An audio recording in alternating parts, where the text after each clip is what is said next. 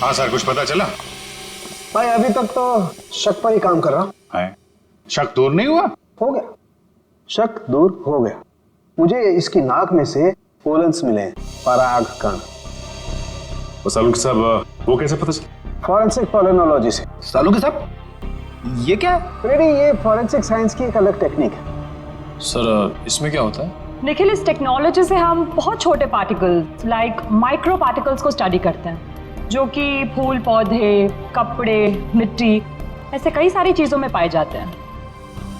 वाह, क्या बात है तारिका जी, क्या नाम? लेकिन इसे बड़े ध्यान से देखना पड़ता है, क्योंकि कई बार क्या होता है कि आवारा भंवरे एक फूल पर बैठ करके उसके सारे पोलन्स, उसके सारे पराग कण चुरा करके भाग जाता है और पूरे के पूरे माहौल को गंदा कर देता है।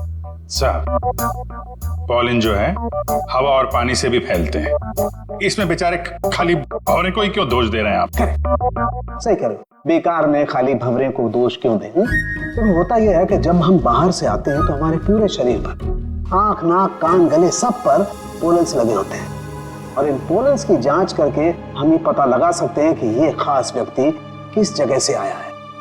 ये तो है। मैं बताता हूं, ये देखो, यहां पर मैंने इससे पोलन्स ले लिए जो उसकी नाक में थे, और इन पोलन्स पे 2 ड्रॉप मिथाइलमाइन की डालते हैं और इसे हम कर देते हैं सिक्योर। अब इसे चेक करके हम ये पता लगा सकते हैं कि ये पोलन्स कैसे हैं, कहां से आए। ये देखो सर, ये तो नारंगी कलर में उभर के आ रहा है। और अब इस आकार को हम हमारे डाटा के सैंपल से मैच करके देखेंगे, ताकि पता लग सके कि ये पोलन किस टाइप का है। करके जरा मैच। हाँ।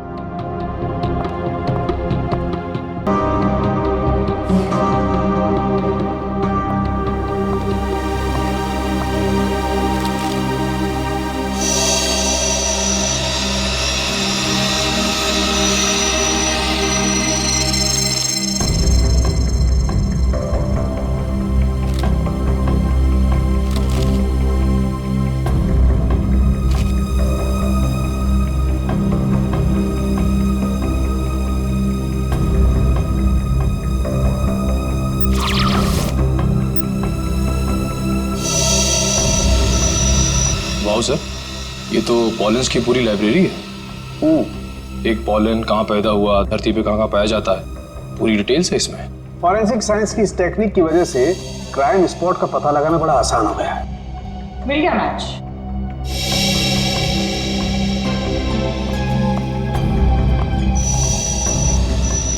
ये मैरीगोल्ड है, जिसका हाइब्रिड नाम वरियासा गोल्ड 63 है। ये वैरायटी पूरे साल पैदा होती है और धानीखेत में पाई जाती है। धानी?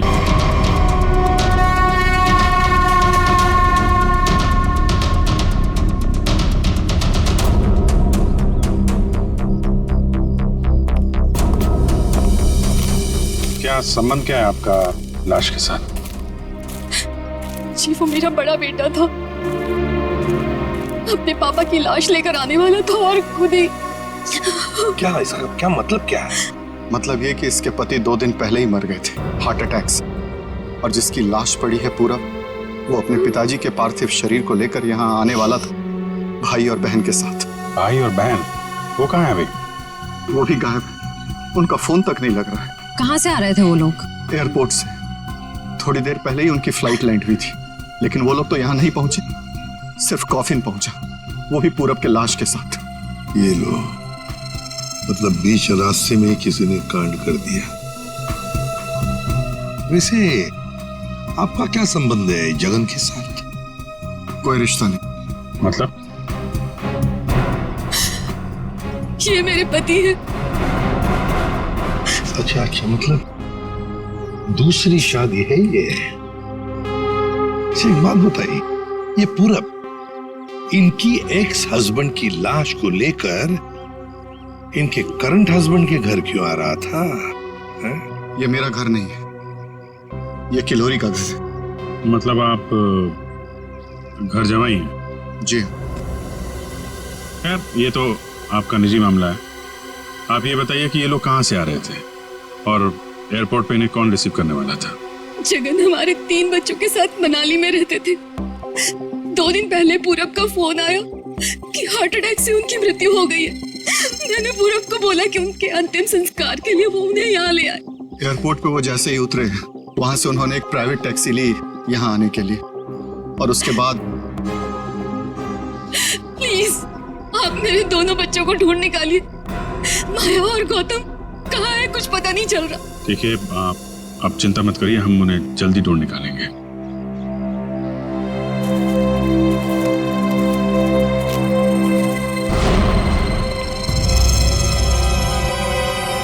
तो ये देखो, उनकी रेलगाड़ी लगती है।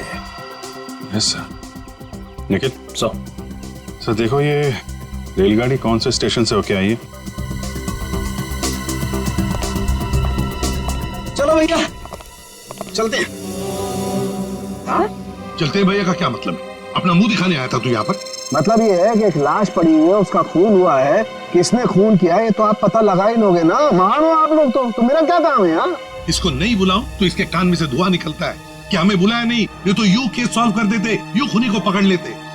और अभी लाश को सूंघा तक नहीं, वो चल पड़ा। हाँ सूंघ लिया तो फिर मुंह खोल ना। लाश को सूंघने के बाद क्या पता चला ये बताने के बगैर सरपट भागे क्यों जा रहा है? देख फारूक, 2 बच्चे गायब है इस औरत के, 2 बच्चे, और ऊपर से बाप की लाश भी गायब है। लाश गायब है तो मैं क्या करूं? लाश बन के लेट जाऊं यहाँ पर? लाश ढूंढना आप लोगों का काम है तो ढूंढो ना। पूछो किसी से, ढूंढो ये कैस्केट कहाँ से आया था। मैं क्या करूंगा इसमें? अच्छा तू जा। ठीक है। अरे एक मिनट सर, हमें इस केस में आपकी जरूरत है। आप देखो भैया, वो तो हर केस में तुम लोगों को मेरी जरूरत पड़ती है, पर तुम लोग मानते कहाँ हो? यार छोड़ो इसको। अरे सर प्लीज एक मिनट। अरे सारुंके साहब, आप अपने ज्ञान का प्रकाश डालिए ना इस केस पे। इसके चेहरे पर अंधेरा छाया, ये क्या प्रकाश डालेगा? तुम बोला? नहीं, ये हमारे आपस की बात है, तुम लगे रहो। ये ताबूत कहाँ से आया? ये लो, एयरपोर्ट से। अरे तो एयरपोर्ट जाओ ना यार, यहाँ क्या कर रहे हो तुम लोग? तो जाएंगे ना साळुंखे जी, पर आप क्यों मैदान छोड़ के भाग रहे हो? भाभी, आपके हस्बैंड की लाश आ गई। नहीं, मेरे बेटे की लाश आई है। क्या कह रही हैं आप? इतना सारा खून क्यों बह रहा है? मुझे बहुत डर लगता है खून से। शांति प्लीज। ना खून इसलिए बह रहा है क्योंकि इनका खून हो गया है।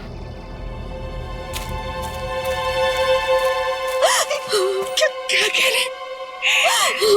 पूरब का खून हो गया भाभी। वैसे आप, ये मेरी बहन है और किलोरी की ननद। लेकिन भाभी, इसमें पूरब की लाश है तो आपके हस्बैंड की लाश कहाँ है? साळुंखे, अगर 5 साल के बच्चे की तरह मुंह बना के नखरे नहीं करता ना, तो अब तो कोई सुराग मिल जाता तुझे। भैया, ये नाक के अंदर छोटे छोटे दाने दिखाई दे रहे हैं ना, शायद यही एड्रेस है। किसका? उनके हस्बैंड की लाश का। अरे तुम लोग कर क्या रहे हो? आज फिर किसी पैसेंजर का लगेज मिसिंग हो गया। तुम लोगों की वजह से किसी दिन गवर्नमेंट मुझे इस ऑफिस से मिसिंग कर देगी। ठीक से काम करो। Yes sir.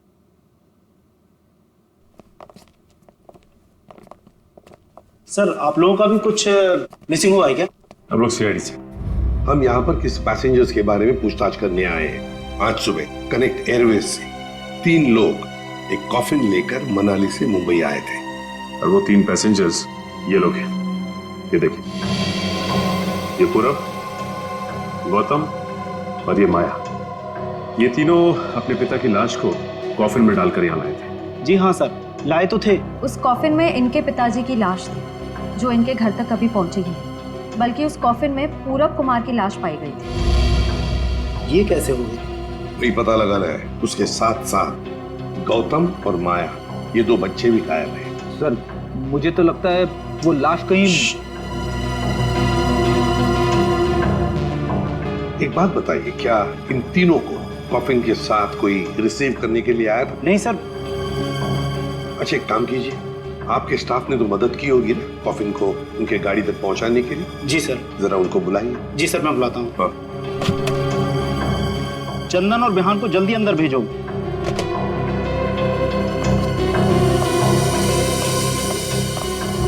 क्या हुआ सर? आज सुबह कनेक्ट एयरवेज से कॉफिन आया था। हाँ साहब। उसके बारे में सीआईडी वाले आपसे कुछ पूछना चाहते हैं। सीआईडी साहब, हमने कोई गड़बड़ नहीं किया साहब, हम तो अपना बस काम कर रहे थे साहब, हमने तो बस उस कॉफिन को उस गाड़ी में चढ़ाया था साहब। एक मिनट, तुमने कोई गड़बड़ नहीं की है। सिर्फ इतना बताओ कि जब तुम ये कॉफिन यहाँ से उनके गाड़ी तक ले जा रहे थे तो उस दौरान उसके बीच में कभी कोई मिलने आया था या कोई ऐसे कुछ भी हुआ था क्या? हाँ साहब, हम उन तीनों को लेकर जब यहाँ से बाहर निकले, उनके साथ जो लड़की थी ना, उसको एक फोन आया सर। पता नहीं क्या बात हुई, फिर वो अचानक से कहने लगी पार्किंग में एक नीली वैन खड़ी है, ये कॉफिन वहां ले चलो। अच्छा वैन के ड्राइवर को देखा तुमने? नहीं साहब, वैन के ड्राइवर को तो नहीं देखा, लेकिन साहब वैन का नंबर मुझे याद है। गुड, तो नंबर दो। XY 026813। सचिन, पता लगाओ इस नीले रंग के वैन का। पूरब, गौतम और माया, 3 बच्चे अपने पिता जगन की लाश को लेकर मनाली से मुंबई आते हैं। लाश को कॉफिन में लाते हैं बाय एयर। मुंबई पहुंचने के बाद वो अपनी मां को फोन करके बताते हैं कि वो मुंबई पहुंच गए और साथ साथ वो कॉफिन भी। मगर जब ये कॉफिन उनकी मां किलोरी के घर पहुंचता है तो कॉफिन में से निकलती है बड़े बेटे पूरब की लाश। जगन की लाश गायब है और उसके साथ साथ गौतम और माया, दोनों बच्चे भी गायब हैं। तीनों के तीनों गायब। सर हो सकता है कि जिस वैन में वो लोग लाश लेकर जा रहे थे वो वैन कहीं रुक गई हो और शायद वहीं पे कुछ हुआ हो। बस तो इसीलिए तो उस ड्राइवर की जरूरत है हमें। वो ड्राइवर कौन था, उस गाड़ी के बारे में डिटेल, वो सब कुछ चाहिए हमें। सर वैन के रजिस्ट्रेशन नंबर से मैंने मालिक का पता लगाया। फिर मालिक का कहना है कि वैन तो कुछ महीने पहले ही चोरी हो गई। ये लो सर, इसका मतलब अब गौतम और माया की जान को खतरा है। बड़ी बारीकी से प्लानिंग की है, खतरनाक प्लानिंग की है। देखते।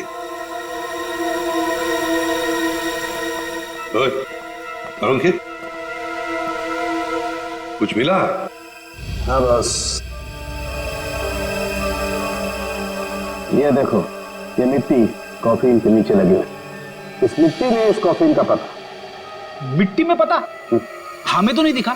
उसके लिए सालूखे की नजर चाहिए। सरुखे, कॉफिन का पता तो हम लगा ही लेंगे, पर पूरब की लाश इस कॉफिन में आई कहां से? ये पूरब की नाक बताएगी बॉस।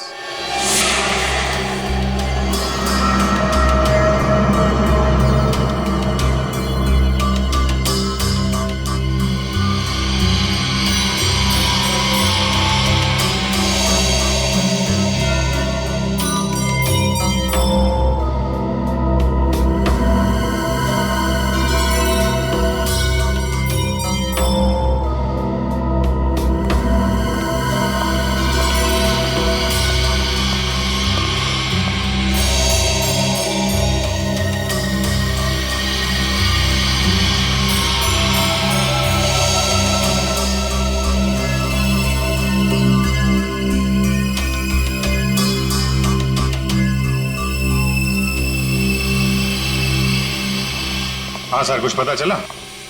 भाई अभी तक तो शक पर ही काम कर रहा है। शक दूर नहीं हुआ? हो गया, शक दूर हो गया। मुझे इसकी नाक में से पोलन्स मिले, पराग कण। सालूके साहब, वो कैसे पता चला? फॉरेंसिक पोलिनोलॉजी से। सालूके साहब, ये क्या है? रेडी, ये फॉरेंसिक साइंस की एक अलग टेक्निक है। सर इसमें क्या होता है? निखिल, इस टेक्नोलॉजी से हम बहुत छोटे पार्टिकल्स लाइक माइक्रो पार्टिकल्स को स्टडी करते हैं, जो कि फूल, पौधे, कपड़े, मिट्टी, ऐसे कई सारी चीजों में पाए जाते हैं। वाह, क्या बात है तारिका जी, क्या नाम? लेकिन इसे बड़े ध्यान से देखना पड़ता है, क्योंकि कई बार क्या होता है कि आवारा भंवरे एक फूल पर बैठ करके उसके सारे पोलन्स, उसके सारे पराग कण चुरा करके भाग जाता है और पूरे के पूरे माहौल को गंदा कर देता है। सर, पॉलिन जो है हवा और पानी से भी फैलते हैं। इसमें बेचारे खाली भंवरे को ही क्यों दोष दे रहे हैं आप? सही कह रहे हो, बेकार में खाली भंवरे को दोष क्यों दें? तो होता यह है कि जब हम बाहर से आते हैं तो हमारे पूरे शरीर पर, आंख, नाक, कान, गले, सब पर पोलेंस लगे होते हैं और इन पोलेंस की जांच करके हम ये पता लगा सकते हैं कि ये खास व्यक्ति किस जगह से आया है। ये तो है। मैं बताता हूं, ये देखो, यहां पर मैंने इससे पोलेंस ले लिए जो उसकी नाक में थे और इन पोलेंस पे 2 ड्रॉप मिथाइलमाइन की डालते हैं और इसे हम कर देते हैं सिक्योर। अब इसे चेक करके हम ये पता लगा सकते हैं कि ये पोलेंस कैसे हैं, कहां से आए। ये देखो सर, ये तो नारंगी कलर में उभर के आ रहा है। और अब इस आकार को हम हमारे डाटा के सैंपल से मैच करके देखेंगे ताकि पता लग सके कि ये पोलन किस टाइप का है। करके जरा मैच। हाँ।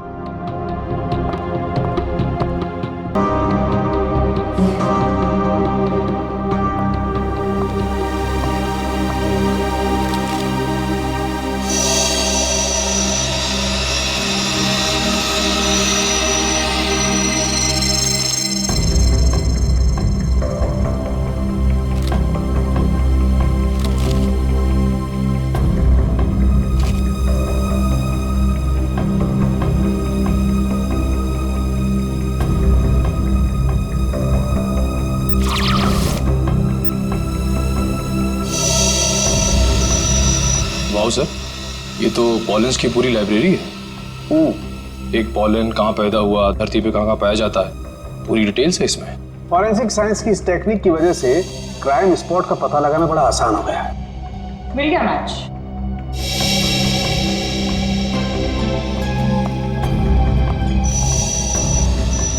ये मैरीगोल्ड है जिसका हाइब्रिड नाम मरियासा गोल्ड 63 है। ये वैरायटी पूरे साल पैदा होती है और धानीखेत में पाई जाती है। धानीखेत सर? तो फिर वैन यहीं पर लाया गया था। ये टायर मार्क्स तो हैं सर यहाँ पे।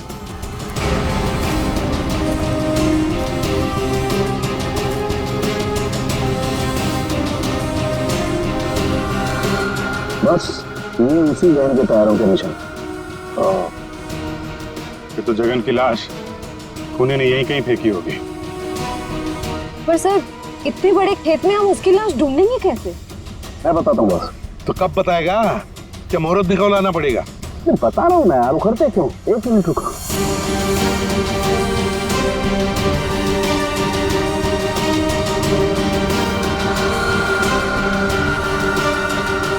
ये देखो, ये मैंने फूल के पोले निकाले।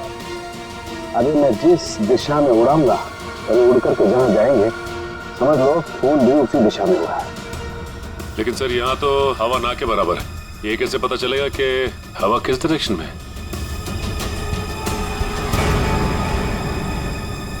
ये मुर्गा बताएगा। मुर्गा? हाँ निखिल, मुर्गा। ये मुर्गा है ना, किसान लोग अपने खेत में अक्सर लगाते हैं। इस मुर्गे से पता चलता है हवा का रुख कहाँ पर है। जिस तरफ हवा चलती है ना, उस तरफ ये मुर्गा मुड़ता है और इसका फायदा होता है पेस्टिसाइड डालने में, हवा के हिसाब से। सो उस तरफ देखते हैं सर। हाँ चलो, देखो जरा आसपास कुछ दिखता है क्या? सर, हाँ सर, वहां पे कोई लेटा है। चलो देखते हैं।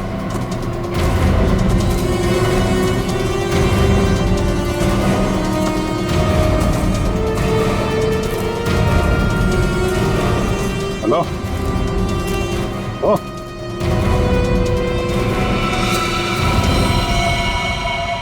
ये तो जगह नहीं सर।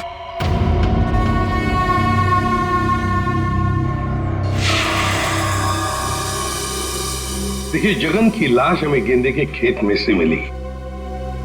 क्या बता सकते हैं ऐसा कौन कर सकता है? कौन मार सकता है जगन को? कौन मार सकता है आपके बेटे को? है किसी पर शक आपको? किसी के साथ उनकी कोई दुश्मनी थी है? मुझे किसी पर शक नहीं। कहीं ये मामला प्रॉपर्टी से रिलेटेड तो नहीं? हम पर क्यों शक कर रहे हैं? क्यों नहीं? गगन जी अमीर आदमी थे, मनाली में सेब के बाग थे, जमीन जायदाद थी। उनके मरने से और पूरब के मरने से और दोनों बच्चों के गायब होने के बाद प्रॉपर्टी तो आप लोगों को ही मिलने वाली है ना? देखिए सर, आपको बहुत बड़ी गलतफहमी हो रही है। हमें तो ये भी नहीं पता था कि जगन के पास इतनी प्रॉपर्टी है, सेब के बागान है, और वैसे भी मेरी अच्छी खासी नौकरी है, अच्छी खासी कमाई है। मुझे और क्या चाहिए जिंदगी में? और मेरा तो इन सब से कुछ लेना देना ही नहीं है, मुझे तो प्लीज दूर ही रखिए। देखिए, मैं अपनी फैमिली और अपनी वाइफ से बहुत खुश हूँ, मुझे और कुछ नहीं चाहिए। अच्छा, तो आपके कहने का मतलब है जो कुछ भी लेना देना है वो किल्लोरी जी का लेना देना? देखिए सर, आप लोग मेरे बच्चों को ढूंढने के बजाय मुझ पर और मेरे परिवार पर शक कर रहे हैं। नहीं नहीं नहीं नहीं नहीं किल्लोरी जी, हम आप लोगों पर कोई इल्जाम नहीं लगा रहे किल्लोरी जी। हम तो बस सच्चाई जानने की कोशिश कर रहे हैं। जैसे एक बात जरूर कहूंगा आप लोगों को, सच्चाई आपके लिए बहुत फायदेमंद होगी।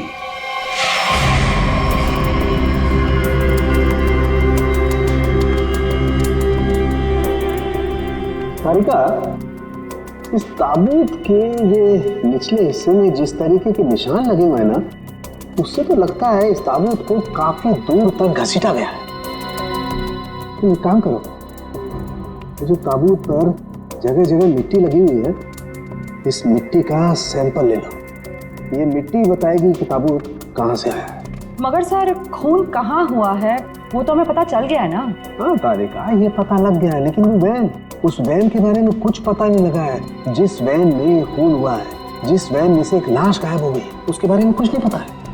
एक काम करो, इस मिट्टी का सैंपल ले लो, फिर इस मिट्टी को हम बॉम्बे के सॉइल मैप से मैच करके देखेंगे। लेकिन सर, मुंबई के सॉइल मैप की कौन सी मिट्टी का फैलाव कहाँ तक है, ये हमें कैसे पता चलेगा? यू ट्रस्ट मी ना? कोर्स। तो फिर सैंपल ले लो, पता लगेगा, बिलीव मी।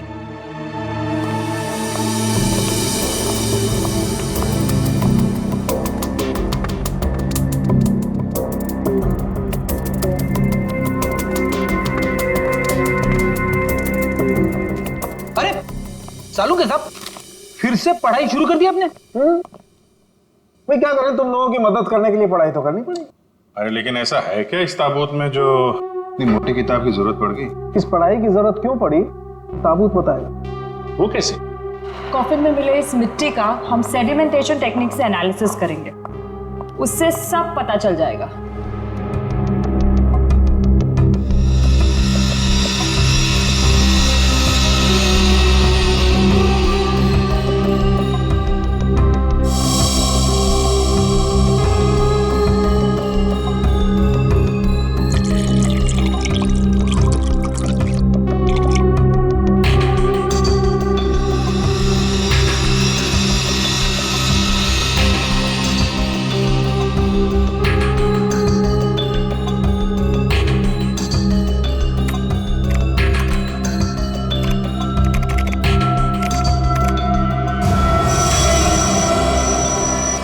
ये देखिए,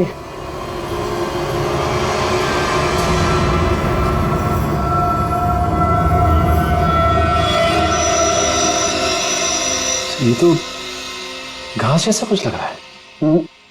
देखो, अब देखो, ये घास नहीं है, ये मोलासिस है, गन्ने के बेस से जो निकलती है, जहां पर गुड़ बनता है। मतलब ये ताबूत वहां पे ले जाया गया था जहां पे गन्ने से गुड़ बनाया जाता है, शुगर फैक्ट्री। मुंबई के आसपास 2-4 शुगर फैक्ट्रीज हैं। अच्छा सालुका साहब, ये मिट्टी किस एरिया की है, कुछ पता चल सकता है? हाँ बिल्कुल पता लग सकता है।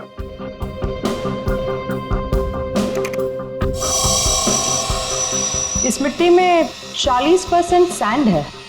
और इतनी सैंड परसेंटेज वाली मिट्टी मुंबई के बाहर कन्ना कावड़ी वाले इलाके में लगभग 30 किलोमीटर के एरिया में पाई जाती है। और ये मिट्टी ज्यादा रेत और ज्यादा आयरन होने की वजह से काली दिखाई देती है। सचिन, पता करो उस एरिया में कोई शुगर मिल है क्या?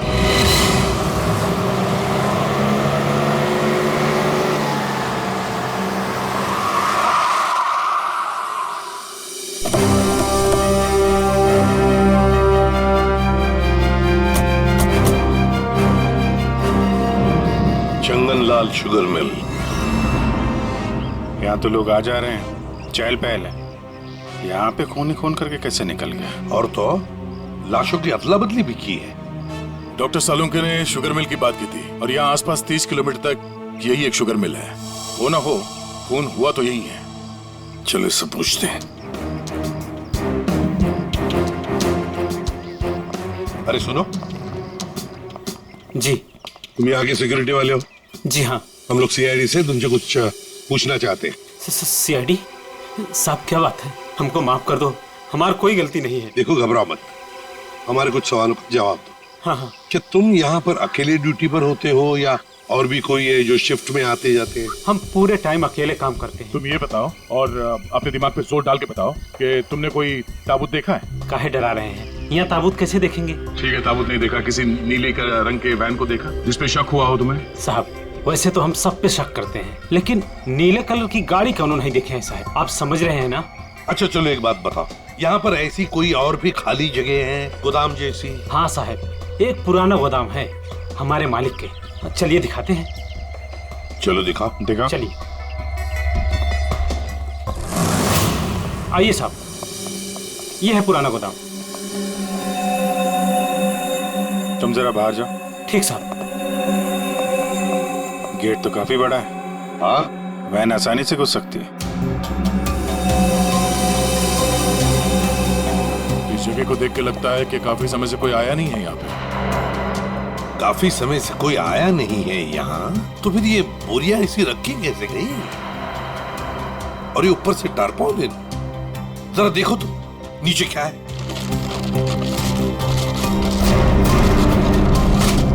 ये देखा?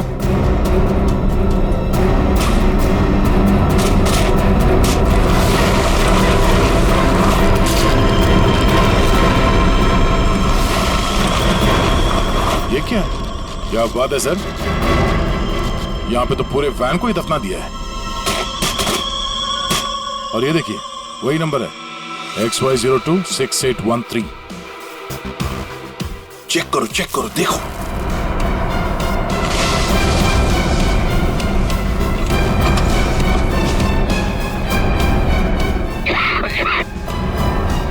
माय गॉड, इतना सारा खून। लगता है 24 घंटे से ज्यादा पुराना है। अभिजीत, लाश इसी वैन में से ले जाई गई है। काम करते हैं।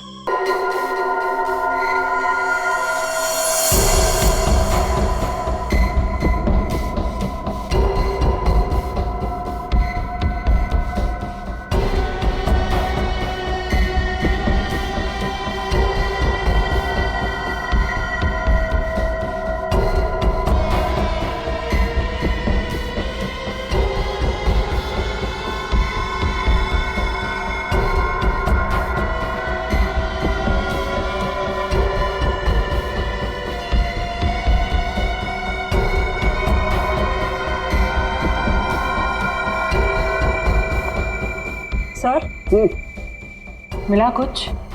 हाँ तारिका, मिला तो है बहुत कुछ, लेकिन जो कुछ मिला है उससे हम खूनी को सजा तो दिलवा सकते हैं, लेकिन बच्चों तक नहीं पहुंच सकते। सर, टाइम बहुत कम है हमारे पास, कहीं बच्चों को नहीं तारिका, बच्चों को कुछ नहीं होने दूंगा, लेकिन सबसे पहले हमें ये पता लगाना पड़ेगा कि गैराज में डंप होने से पहले ये वैन आखिरी बार कहाँ होकर के आई। तो ये कैसे पता लगाएंगे हम? हमने पूरी वैन छान मारी है। तुमने वो कहावत सुनी है, किसी जेंटलमैन को देखना हो तो सबसे पहले उसके जूतों की तरफ देखो। हम भी इस गाड़ी के जूतों की तरफ देखें। मतलब साफ है तारिका, सिंपल। हम इस वैन के टायरों को चेक करेंगे। तारिका, ये वैन जहां से भी होकर आई है उस जगह की मिट्टी के कण इसके टायरों पर चिपके होंगे और वो बताएंगे कि वैन कहां से होकर के आई। करेक्ट। हाँ।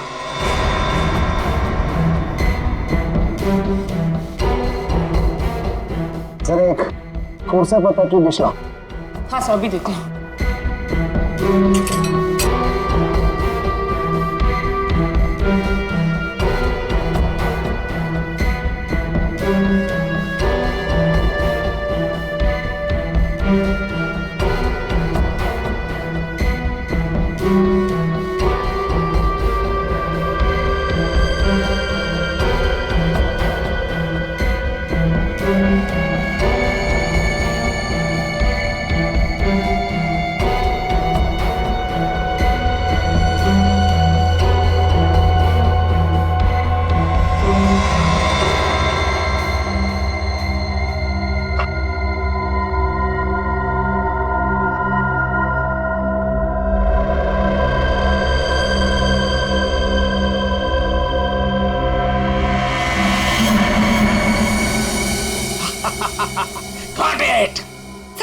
क्या मिला है? सर बताओ ना क्या मिला है। हेलो। हाँ तारिका जी, हाँ अभिजीत। उस वैन में से कुछ एविडेंस मिला? हाँ मिला तो है, लेकिन मुझे नहीं पता क्या मिला है, सर बता ही नहीं रहे। अरे क्यों? डॉक्टर साहब हैं कहाँ? यहीं पे हैं, कूद रहे हैं, गॉटेड कर रहे हैं। अरे उन्हें ऐसा क्या मिल गया कि जो बरसात के मेढक की तरह कूद रहे हैं? पता नहीं, मुझे कुछ नहीं बता रहे, तुम ही बात कर दो। सर। हाँ अभिजीत। ओ अभिजीत, आज भाई साहब। भैया वो मैसेंजर हमें मिल गया है जो हमें गौतम और माया का पता बताएगा। क्या सफेद रंग का एरो बनाया है पेड़ पे? अच्छा ठीक है, ढूंढेंगे। और वैसे वहां पोजीशन क्या है? यहाँ की सिचुएशन तो कंट्रोल में है, लेकिन हमारे सामने जो नजारा है उसे देखकर तो हमारे होश ही उड़ गए हैं सर। कोई बात नहीं, हम लोग पहुंच जाएंगे जल्दी। क्या करिए श्रेय, सब ठीक है सर? कह रही है कि वहां पे नजारा ऐसा है कि जमीन खिसक जाएगी पैरों के नीचे से। सर हमें जल्द से जल्द वहाँ पहुँचना होगा, पर लोग बहुत कम है, कहीं हाथ से निकल ना जाए। आप लोग कोई बताएंगे क्या हो रहा है? कैसे है मेरे बच्चे? ठीक तो है? प्लीज कुछ बताइए। मैम जरा धीरज रखिए, सब कुछ पता चल जाएगा। कुछ बताया होगा ना फोन पे उसने। आखिर हमारे बच्चे मिले कि नहीं मिले, कुछ तो मालूम होगा ना। देखिए अभी कहने सुनने से कुछ नहीं होगा, जो भी है वहाँ पे चलने के बाद ही पता चलेगा। अरे पता तो तब चलेगा जब वहाँ पहुँचेंगे। अगर भालू शेर चीतों को पता चल गया ना कि हम लोग यहाँ हैं, तो दुनिया में किसी को हमारा पता नहीं चलेगा। आप फिक्र मत कीजिए प्रीति जी, आजकल इंसान जानवरों से ज्यादा खतरनाक हो गया। हो सकता है वो आपको देख के भाग जाए। अरे उन्हें चिल्लम चिल्ली की आदत नहीं है, जरा शांत रहिए आप। क्या? एक मिनट। श्रेया, वो सफेद निशान वाला पेड़ मिल गया। सर उस पेड़ से राइट लेकर 200 मीटर स्ट्रेट आ जाइए। 200 मीटर राइट में। चलिए जल्दी चलिए। कोई मुझे बताएगा हो क्या रहा है? मेरा दिल बैठा जा रहा है, कहीं मेरे गौतम और माया को कुछ हो तो नहीं गया? बस बस और नहीं चला जाता, अब नहीं चल पाऊंगी। देखिए पीछे छूटने वालों को जानवर छोड़ते नहीं है, लंच या डिनर में खा लेते हैं। नहीं, मैं आगे जाती हूँ ना, आप लोग मुझे फॉलो करिए।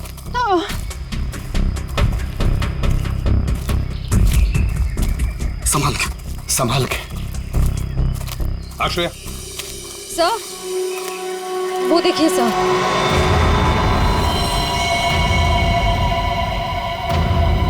माय गॉड, जल्दी से बच्चों को नीचे उतारो। हे भगवान, क्या है? चल गए।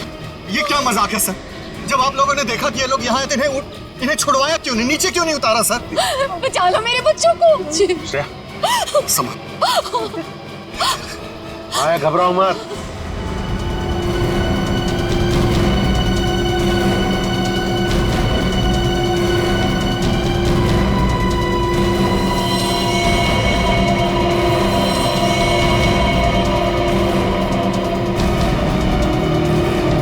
अब भेजो उसको।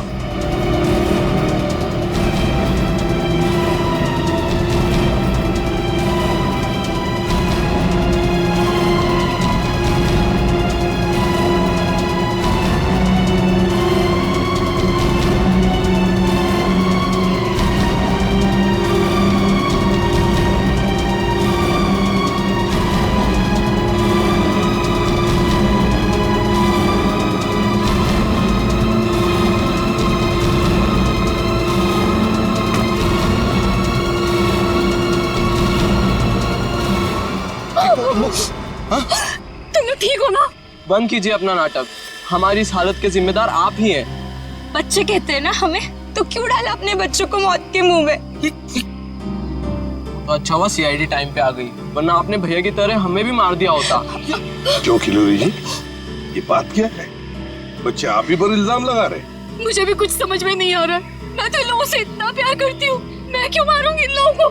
बात तो सही है, सवाल जायज है। एक माँ अपने ही बच्चों के साथ ऐसे कैसे कर सकती है? देखिए,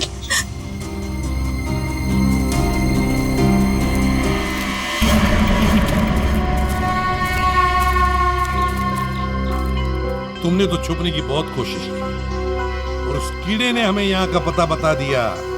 ये लोग कौन है सर? मैडम कुछ पूछ रही, बताओ। या और खातिरदारी करें?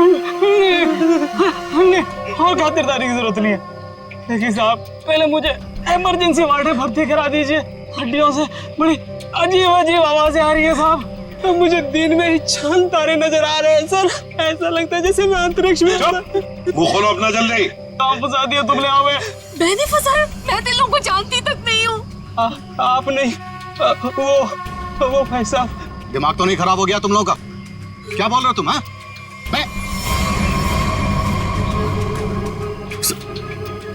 वाकई आप मल्टी टैलेंटेड हैं। Husband come kidnapper come murder, all in one.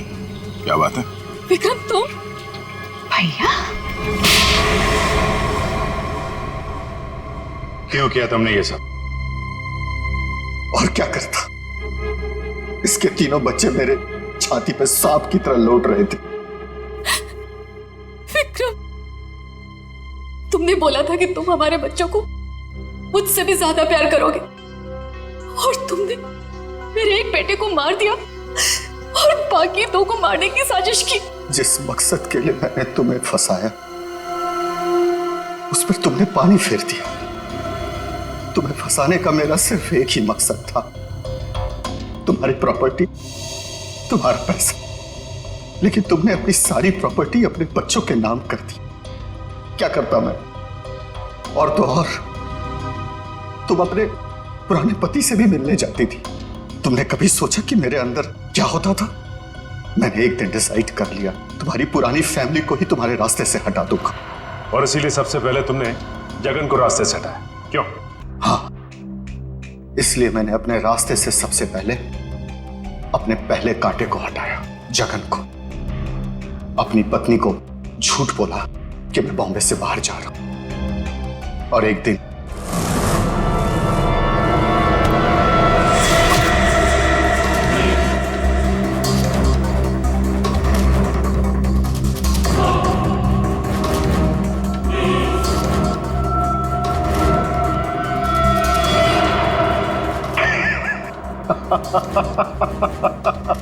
सोचा था जगन के मौत के बाद तुम्हारा झुकाव तुम्हारे बच्चों के लिए कम होगा, लेकिन मैं गलत था।